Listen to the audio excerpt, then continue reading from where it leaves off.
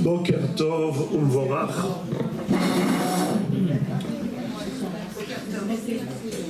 On va traiter du sujet des élèves de Rabbi Akiva.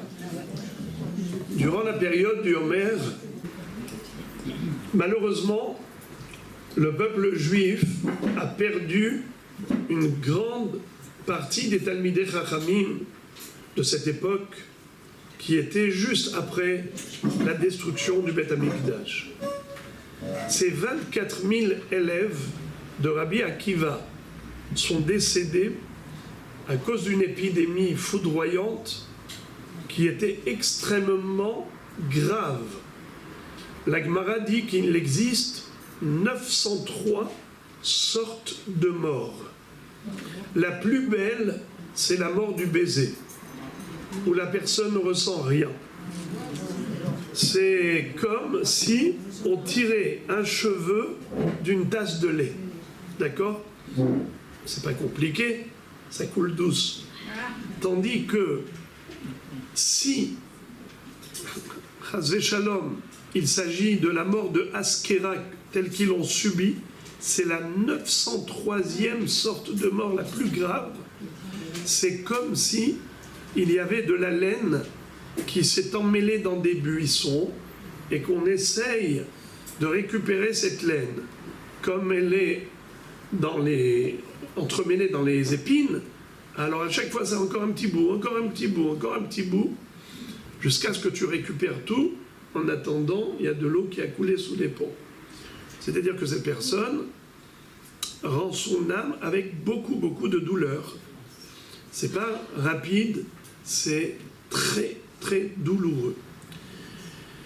Alors, les élèves de Rabbi Akiva ont été malheureusement punis parce que Akadosh Baruch Hu les a repris, pas facilement, pas simplement, mais par une mort horrible, la plus terrible, Mitat Askera, qu'on traduit en français par diphtérie, mais c'est quelque chose d'extrêmement grave. Et tout cela en plus, en cette période, entre Pessah et Shavuot. Et pourquoi ? La Gemara dit parce que l'onahagu kavod zebazé, parce qu'ils n'avaient pas de respect mutuel. Oui. Et la Gemara, quand elle nous dit qu'il avait 24 000 élèves, elle ne dit pas qu'il avait 24 000 élèves, elle dit qu'il avait 12 000 couples d'élèves. C'était Chavruta. C'est comme ça qu'on étudie la Torah, chacun un camarade. Et quand ils sont décédés, le monde était chaotique. Naasa ha'olam shamem. Le monde était comme plongé dans une désolation, surtout sur le plan spirituel. C'est-à-dire que toute la Torah, de 24 000 étudiants, a disparu. Tout est parti en fumée. Jusqu'à ce que Rabbi Akiva, au lieu de se laisser décourager, a été enseigné à nouveau la Torah à une nouvelle promotion d'élèves, les 5 bien célèbres, Rabbi Shimon Bar Yochai, Rabbi Meir Baal Hanes, Rabbi Yossi ben Chalafta, Rabbi Yehuda bar Bilhai et Rabbi Elazar ben Shammua. Il leur a dit, faites attention, ayez du kavod les uns pour les autres, ne récidivez pas, ne recommencez pas la même erreur comme les premiers. Alors la question qu'on va poser, elle est multiple. Primo, Rabbi Akiva, c'est lui qui a enseigné Ve'afta le'reacha kamocha, zeklal gadol batorah. Donc comment ça se fait qu'il ne les a pas repris, il ne les a pas réprimandés, s'il avait constaté un tel manquement, lui qui nous a enseigné que d'aimer son prochain comme soi-même, c'est le fondement principal de la Torah. Alors, comment se fait-il qu'il a laissé ses élèves aller dans cette dérive ? Deuxièmement, comment se fait-il que Akadosh Baruch Hu les a punis avec une telle rigueur, à tel point de leur retirer la vie.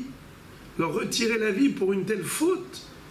Et en plus, pas par n'importe quelle mort, un décès qui était terrible pour chacun à cause de cette épidémie. Mais en plus, pourquoi Akadosh Baruch Hu a choisi cette période qui est entre Pessah et Shavuot, sachant que c'est une période vraiment joyeuse? Le Ramban nous dit que entre Pessah et Shavuot, c'est comme les jours intermédiaires de Sukkot. À Sukkot, on a d'abord un Yom Tov qui se conclut par Shemini Atzeret. Vous savez comment s'appelle la fête de Shavuot dans la Torah? Atzeret. Eh bien, on a Pessah qui se conclut avec Shavuot. Shavuot s'appelle Atzeret, qui est en fait la clôture de Pessah. On a été délivré physiquement à Pessah, on a été délivré spirituellement à Shavuot. Donc entre les deux, c'est comme un Chol HaMoed. Exactement comme à Sukkot, on a d'abord Yom Tov, Chol HaMoed, Shmini Atzeret. Ça veut dire que l'émi-fête, c'est le trait d'union entre le début et la fin de la fête. La même chose. Exactement pareil entre Pessah et Shavuot. Donc c'est une période joyeuse. Pourquoi Dieu a choisi ce moment d'une période joyeuse pour semer cette tristesse dans cette période? Si c'était arrivé dans les jours de Tcharbab, ça aurait été plus supportable. Non, c'est une période de toutes les façons de deuil pour le Beth Amikdash. On aurait pu dire en même temps, on s'endeuille pour les élèves de Rabbi Akiva. Mais là, dans une période joyeuse. Et pourquoi ne pas dire qu'il avait 24 000 élèves? Pourquoi parler de 12 000 pères d'élèves? Alors, pour expliquer cela, on va rappeler que Rabbi Akiva n'était pas le seul à avoir dit que la Torah repose sur un fondement qui est l'amour d'autrui. Il a déjà été précédé par Hillel Hazaken. Vous savez que Rabbi Akiva était l'élève de Rabbi Eliezer et Rabbi Yoshua ben Hanania, qui tous les deux étaient élèves de Rabban Yochanan ben Zakkai, qui était lui-même l'élève de Hillel Hazaken. Hillel Hazaken avait 80 élèves, dont Yonatan ben Uziel, qui était le plus grand, et Rabbi Yochanan ben Zakkai, qui était le plus jeune, le plus petit. C'est extraordinaire ce qui est dit d'eux dans la Gemara, mais c'est juste pour vous expliquer la chronologie. Donc Hillel Hazaken avait déjà enseigné que la Torah repose sur un pied, le respect d'autrui. À quel moment il a enseigné cela? C'est lorsque le Goy est venu pour se convertir au judaïsme. Le Goy a dit à Hillel Hazaken: je veux bien épouser la religion juive, mais à une seule condition. Laquelle? C'est que tu m'enseignes toute la Torah sur un pied. Quand il a été chez Shammai Hazaken d'abord, il a refoulé avec le bâton d'architecte qu'il avait en main. Shammai Hazaken était architecte de profession.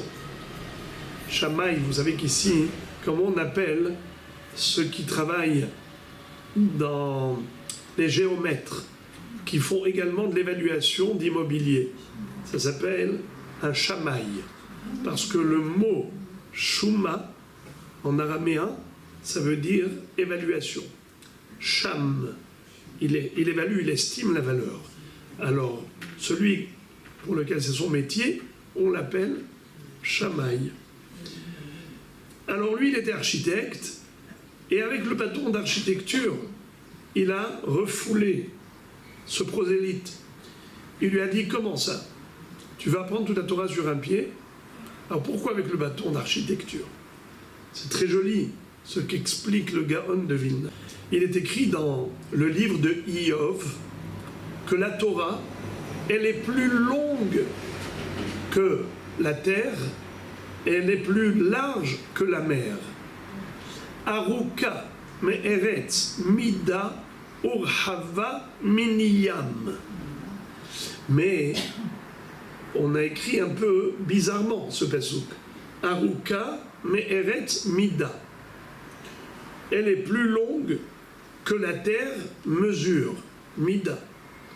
Le mot mida qui veut dire mesure se réfère à la terre, qui veut dire que même si on prenait la terre comme échelle de mesure pour mesurer la Torah, la terre est trop petite. C'est-à-dire qu'à chaque fois qu'on veut mesurer une surface, une longueur, on utilise une échelle de mesure. Par exemple, si je vous disais de mesurer cette table avec une petite règle de 20 cm, eh bien oui, vous prenez la règle et avec ce décimètre, vous allez mesurer la table en 1 minute. Tac, tac, tac, tac, vous allez me donner la mesure. Mais si je vous dis, prenez ce décimètre et mesurez la route depuis le Kikar jusqu'au bout de Natania, avec ce décimètre. Vous allez dire, c'est quoi ça? Hein, il faut aller voir le psychiatre. Ça va pas, non? Tu ne peux pas utiliser une échelle de mesure si petite qui est complètement disproportionnée par rapport à la longueur que tu veux mesurer. Alors qu'est-ce que tu vas faire? Tu vas utiliser des très très longs mètres, c'est-à-dire des échelles de mesure qui nous permettent de mesurer en effet des grandes distances. Si par exemple je vous dis de mesurer l'autoroute qui va depuis Yerushalayim jusqu'à Natania, vous allez utiliser des moyens technologiques, de la technologie moderne. Ce sont des rayons laser digital qui vous mesurent des kilomètres d'un trait. Tout est proportionnel à la longueur qu'on veut mesurer. Eh bien, le pasuk te dit Aruka me'eretz mida. La Torah, elle est tellement longue, tellement grande, que même si tu prends le globe terrestre comme échelle de mesure pour mesurer la Torah, c'est comme si tu as pris un décimètre pour mesurer une autoroute. Le monde, il est trop petit pour servir de mida pour la Torah. Alors Shammai Azaken lui dit, comment tu veux que je t'enseigne toute la Torah sur un pied alors que la Torah est infiniment grande? Quand il a été chez Hillel Azaken, il a dit, j'ai compris ta requête. En fait, tu veux comprendre quel est le principe de toute la Torah. Quelle est la règle générale qui permet d'être le fil conducteur de la Torah. Ensuite, toutes les mitzvot ne sont que des articles qui découlent du même principe. Hillel Azaken lui dit, voilà, le pivot central de la Torah, c'est l'amour de l'autre, le respect d'autrui. Ce que tu n'aimerais pas qu'on te fasse, ne le fais pas à l'autre. Zéou que la Torah. Le reste, ce ne sont que des détails qui sont des dérivés de ce principe. C'est-à-dire, en d'autres termes, que toute la Torah repose sur le respect d'autrui. Rashi pose une question. Il dit, mais a priori, c'est faux. Car dans la Torah, il n'y a pas que des mitzvot de société. Il n'y a pas que ne pas voler, ne pas tuer, ne pas mentir et ainsi de suite. Il y a aussi des mitzvot qui n'ont absolument rien à voir avec le respect d'autrui. Par exemple, le Shabbat, la kashrut. Pour les hommes, les téphilines. Quel rapport avec le respect d'autrui? Eh bien, Rashi donne deux réponses. Primo, c'est qu'il dit que la majorité de la Torah sont des lois de société. La majorité des mitzvot. Par exemple, dans les 10 commandements, il y en a 6 sur 10 qui sont des lois de société. on a 2 tables de la loi. Dans la première table, vous avez 4 mitzvot qui incombent à l'homme au niveau du service divin. Par exemple, Anochi Hashem, je suis l'Éternel ton Dieu, qui t'a fait sortir d'Égypte. Ensuite, Lo yelecha Elohim acherim al panai, tu n'as pas le droit de vouer un culte aux idoles. Ensuite, ne mentionne pas le nom d'Hachem en vain pour prêter seulement un faux serment. Ou bien, Zachor et Yom HaShabbat les Kadesho, observer le Shabbat, Chon et ainsi de suite.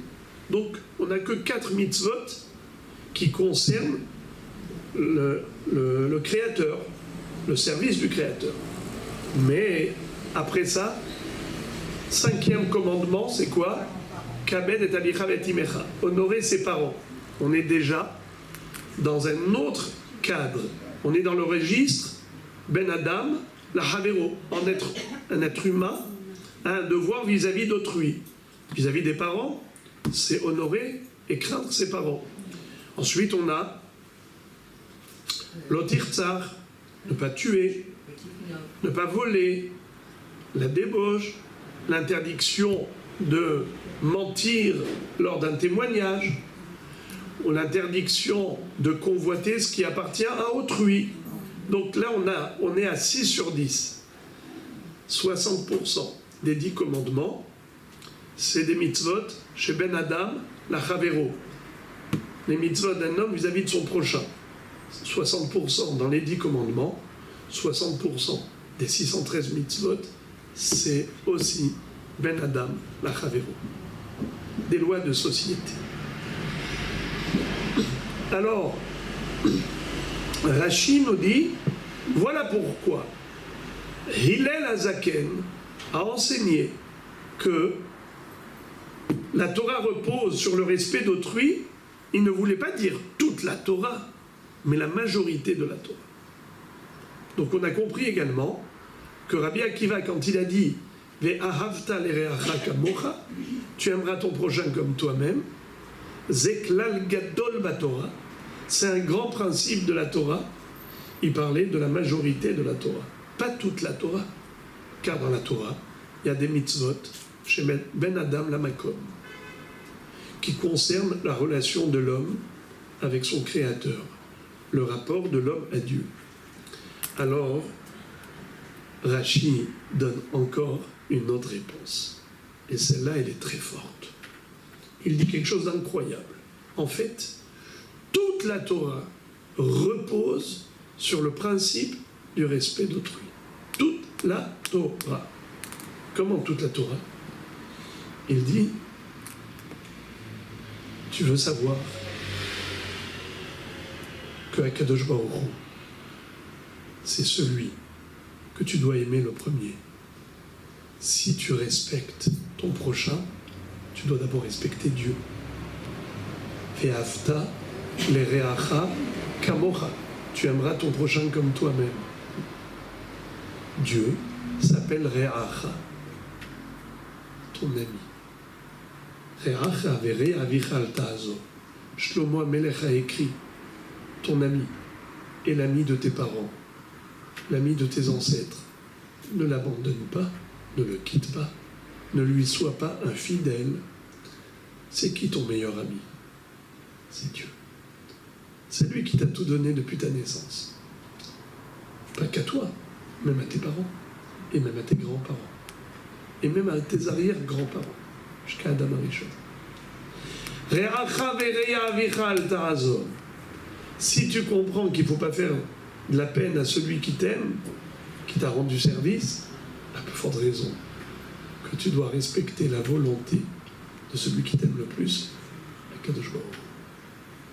Donc le respect d'autrui ne fait pas à l'autre ce que tu n'aimerais pas qu'on te fasse, c'est la base de toute la Torah. C'est le socle des 613 mitzvot. Parce que si tu es convaincu que faut pas chagriner celui qui te veut du bien et qui t'a fait du bien, à plus forte raison. Et Kadosh Baruch Hu. Et en réalité, les deux registres sont étroitement liés.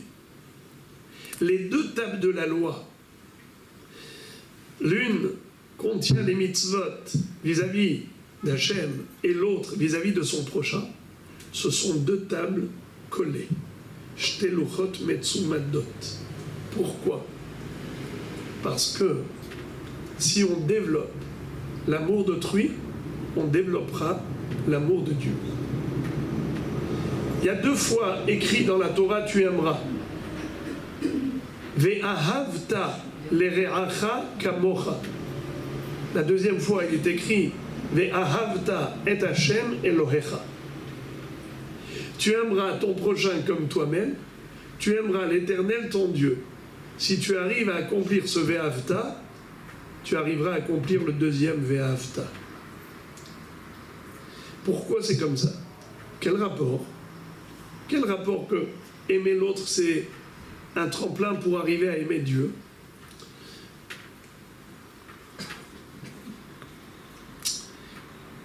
Qui fait que on ne tient pas compte de l'autre? C'est l'égocentrisme.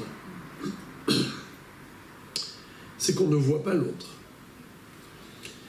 On ne le voit pas. Vous savez, les Israéliens, ils ont des proverbes, des expressions incroyables. Ils disent « L'oro e otra mi meter ».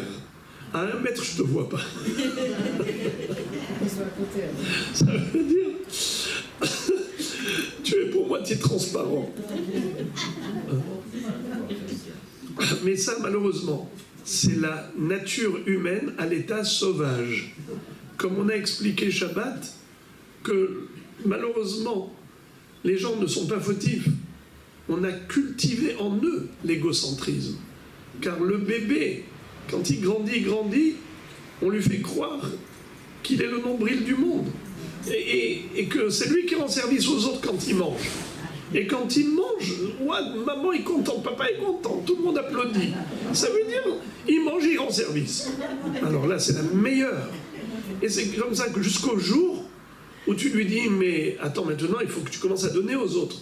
Donner, mais je n'ai fait que prendre. Pourquoi tu veux que je donne? Pour lui, ça va à contresens. L'altruisme est le contraire de l'égoïsme. Et comment transformer un égoïste en altruiste? Comment tu veux que quelqu'un puisse maîtriser ses passions, ses pulsions pour faire plaisir à Dieu? Akadosh Baruch Hu dit non, non, non. Ne fais pas ça, ne fais pas ça, ne fais pas ça. Mais j'ai envie. Dieu dit fais, fais, fais. Mais je n'ai pas envie. Comment tu veux que la personne annule sa volonté pour accomplir la volonté divine? Mais c'est contraire à sa nature d'égocentrisme. La réponse, Akadosh Baruch Hu nous a donné des exercices. C'est quoi les exercices? Toutes les mitzvot de société sont des tremplins pour arriver aux mitzvot vis-à-vis d'Akadosh Baruch Hu. Si tu arrives à développer petit à petit l'altruisme vis-à-vis de ton prochain, eh bien tu développeras également ce penchant, ce bon penchant, à savoir réaliser, mais finalement, si je cherche à faire plaisir aux autres, combien je dois chercher à faire plaisir à Dieu? Car lui, c'est celui envers lequel je suis le plus redevable. Je lui dois mon être et mon avoir. Je lui dois tout. Alors c'est sûr que si je tiens compte de l'autre, je dois tenir compte de Dieu. Mais ça, c'est un exercice. C'est la raison pour laquelle il est écrit dans la Gemara, celui qui dit « Je n'ai que de la Torah, mais je n'ai pas le chesed, de Gemilot Chassadim », même la Torah, il ne l'a pas. Car la Torah, elle est tissée de chesed. Du début à la fin, on parle de la bonté divine. Dieu quand il a viré Adam et Chava du Gan Eden parce qu'ils avaient fauté, il ne les a pas laissés plonger dans la honte et l'humiliation. Ils avaient honte d'être dépourvus de vêtements. Dieu lui-même va leur confectionner une robe à Chava, un costume à Adam. Akadosh Baruch Hu a montré également l'exemple du réconfort en allant visiter un malade.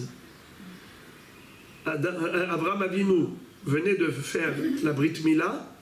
Au 3e jour de la circoncision, il a la visite d'Akadosh Baruch Hu lui-même. Vayera el Hashem be'elonem amre. Yitzhak était en deuil. Il venait de perdre son père. Abraham Avinu, Akadosh Baruch Hu, va aller consoler Yitzhak. Vayivarech oto sham, zo birkat avelim.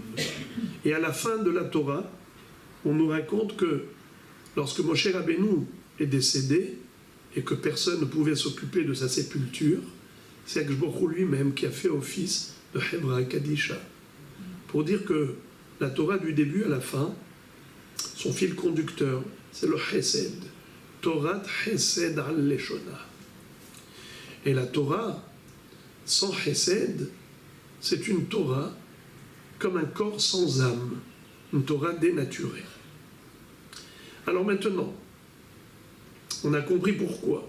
Au moment où Akadosh Baruch Hu a donné la Torah, il a dit « J'attends que mon peuple soit uni et pas divisé. Keish echad, belev echad. » Là, il leur a donné la Torah. Quand ils étaient au pied du mont Sinaï, unis. La seule fois où Akadosh Baruch Hu a vu que Am Israël était dans une union parfaite, il a dit « Le moment est arrivé de leur donner la Torah. » Car cette Torah doit être une Torah de Chesed, une Torah d'union et pas de division. Les élèves de Rabbi Akiva, eux, ont étudié la Torah, mais pas dans l'union, dans la division. Et on s'était posé la question, mais dans ce cas-là, pourquoi Rabbi Akiva ne les a pas réprimandés, puisque c'est lui qui a enseigné Ve'ahavta l'ereacha kamocha, le principe de l'amour d'autrui. Alors, la réponse, c'est qu'il ne s'est pas rendu compte. Pourquoi il ne s'est pas rendu compte qu'ils avaient ce problème? Parce qu'ils étaient 12 000 couples, 12 000 pères. Donc Réhouven était avec Shimon, Lévi était avec Yehuda, Zebouloun était avec Issachar. Et donc ça veut dire que quand tu vois des gens discuter entre eux, tu dis tout va bien, c'est bien, il y a une ambiance de fraternité. Mais parfois, c'est une union pour l'exclusion de l'autre. C'est des clans, c'est des sectes. C'est, comme dit Rashi à propos de la Hassida. Vous savez que parmi les oiseaux qu'on n'a pas le droit de consommer, il y a la cigogne. Elle s'appelle en hébreu Hassida. C'est sympa comme nom. Pourquoi elle porte ce nom? Rashi dit elle fait du chesed avec ses copines. Alors la question se pose dans ce cas-là, pourquoi Dieu nous l'a interdit à la consommation?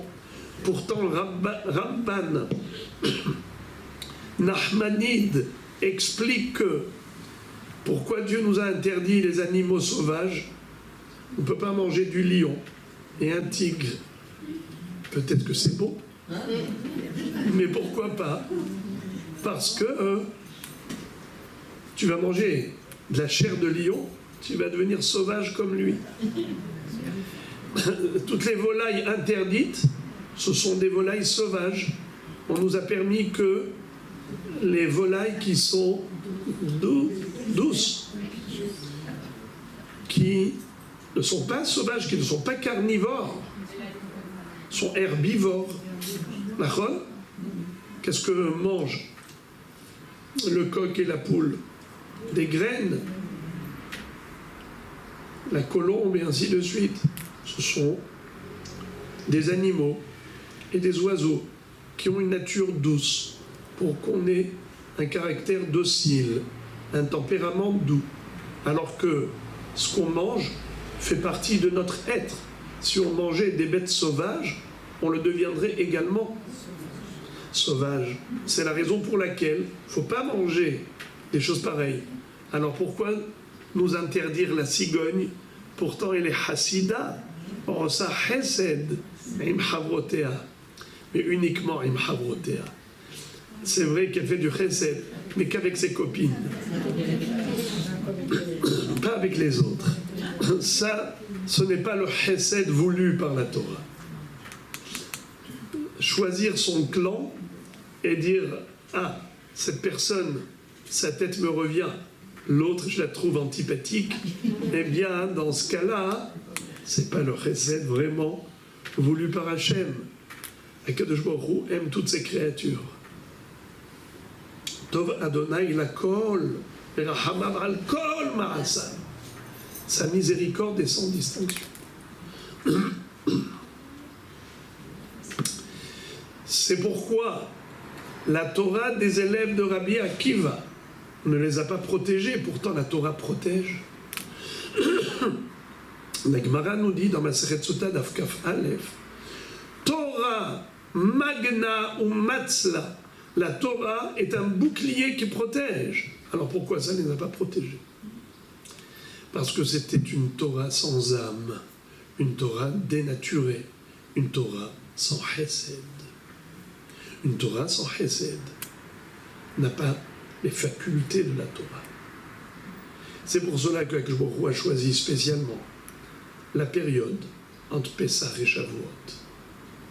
Pour dire qu'en cette période où on se prépare à Kabbalat Torah, car vous le savez, que les fêtes ne passent pas. C'est nous qui passons dans les fêtes. Les fêtes juives, c'est comme des stations. Pessah, Shavuot, Sukkot. Et nous, on traverse les stations. On passe dans chaque station, on s'arrête pour recevoir toutes ces lumières qui se renouvellent dans cette station. Car le temps est comme l'espace. Nos cadres de vie, c'est le temps et l'espace. Comme dans l'espace, il y a des stations, dans le temps également. On a des moradim, pour ça que ça s'appelle moed. Moed, c'est le lieu de rendez-vous, le temps de rendez-vous. À Shavuot, on a reçu la Torah. À Shavuot, on renouvelle la Kabbalat Torah. D'ailleurs, on compte le Homer, à l'instar de nos ancêtres, qui depuis la libération physique, ont compté jour après jour, pour arriver à la libération spirituelle, de Pessah à Shavuot, le don de la Torah. Mais cette Torah qu'on a reçue en étant unis, Keish Echad Belev Echad. On lit les Pirkei Avot pour se bonifier, s'améliorer tous les jours, pour être un peu meilleur. D'ailleurs, le Usfartem Lachem, très joli, ce que disent les Mefarshim, que le mot Usfartem Lachem, Sfirat HaOmer, Sephirat HaOmer, le conte du Homer, n'est-ce pas? Sephirat, ça vient du mot Mispar, mais ça vient du mot Saphir. Le saphir, c'est une pierre précieuse, c'est un diamant, c'est pour dire, essayer de devenir un peu plus lumineux, un peu plus saphir. Chaque jour, notre pureté de saphir doit grandir davantage. On a 49 échelons à gravir jusqu'à ce qu'on arrive au 50e jour, qui est Chag HaShavuot. Dans Pirkei Avot, il est écrit Torah niknit be'arbaim u'shmonet dvarim. La Torah s'acquiert par 48 moyens. Les 48 moyens d'acquisition de la Torah. Et chaque jour du Homer.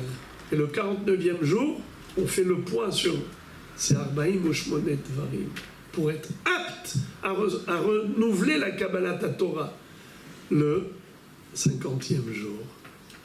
Alors, en effet, c'est la raison pour laquelle Akadosh Baruch Hu a dit « Je ne veux pas de cette Torah, je veux de la Torah des 5 derniers élèves de Rabbi Akiva, Rabbi Shimon Bar Yochai. » Lui, on célèbre Zaïloula le 33e jour du Homer. avant l'Agba Omer, il y a combien de jours? 32. À partir de l'Agba Omer jusqu'à la fin, il reste combien? 17. 32, ça correspond à quelle valeur numérique? Lève, la Medbet. Et les 17 jours, ça correspond à Tov. Lève Tov, lève Tov. Rabbi Shimon Bar Yochai, lui, marque à l'Agba Omer cette notion de lève Tov, où on doit développer le bon cœur pour être apte à recevoir la Torah. D'ailleurs, j'ai raconté pendant la Hiloula cette fameuse histoire, comment il a rétabli la paix au sein du couple, c'est-à-dire qu'il a maintenu un couple qui était censé divorcer parce que pendant 10 ans, ils n'ont pas eu d'enfants, et il leur a donné le conseil de divorcer par le biais d'une réception, d'organiser un festin, comme ils se sont mariés avec un festin, et bien qu'ils se séparent au sein d'un festin. Pourquoi? Il leur a dit, vous n'allez pas vous séparer à cause de la haine, mais parce que vous êtes obligés de le faire. Alors si c'est par obligation, ne le faites pas dans l'animosité, faites-le dans l'amour. Alors justement une réception, et quand le mari lui dit à sa femme, pendant cette réception, tu peux prendre avec toi l'objet le plus précieux que tu souhaites, il sera pour toi. Elle a enivré, elle lui a donné à boire du vin et de l'alcool. C'est comme ça qu'elle a demandé au serveur de transporter son lit chez ses parents à elle. Et quand il s'est réveillé, il demande où suis-je? Elle lui dit, mais tu es chez mes parents? Il lui dit, mais qu'est-ce que je fais là? Il a dit, mais c'est toi qui m'as dit. Tu m'as dit, choisis ce que tu veux, ce que tu as de plus précieux. Eh bien, je n'ai pas trouvé plus précieux que toi. C'est pour ça que je t'ai choisi. Alors, quand ils sont retournés chez Rabbi Shimon Bar Yochai, il a pleuré. Il a prié à Hachem pour qu'ils aient le fruit des entrailles. Et c'est comme ça qu'il a sauvé un couple de cette douleur. Ce qui veut dire que Rabbi Shimon Bar Yochai n'a pas rédigé un guet parce qu'ils sont venus faire la demande, même si leur motif était tout à fait justifié, justifiable. Après 10 ans, ils auraient pu halakhiquement se séparer, mais non, il a fait tout le nécessaire. Pourquoi? Parce qu'il avait le Lev Tov.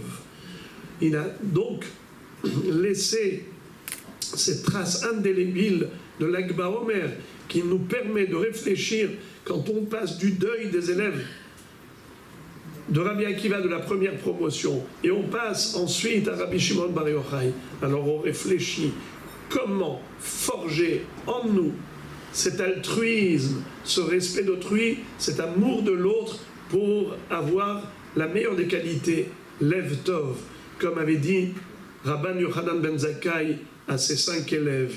Il leur a dit, dites-moi, quelle est la meilleure des qualités? Chacun a expliqué, chacun a donné son idée. Rabbi Elazar ben Arach a dit Lev Tov, le bon cœur. Rabban Yochanan ben Zakkai lui a donné raison. Il a dit Shebichlal devarav divrechem. Je lui donne raison parce que celui qui a le Lev Tov, il a toutes les qualités avec.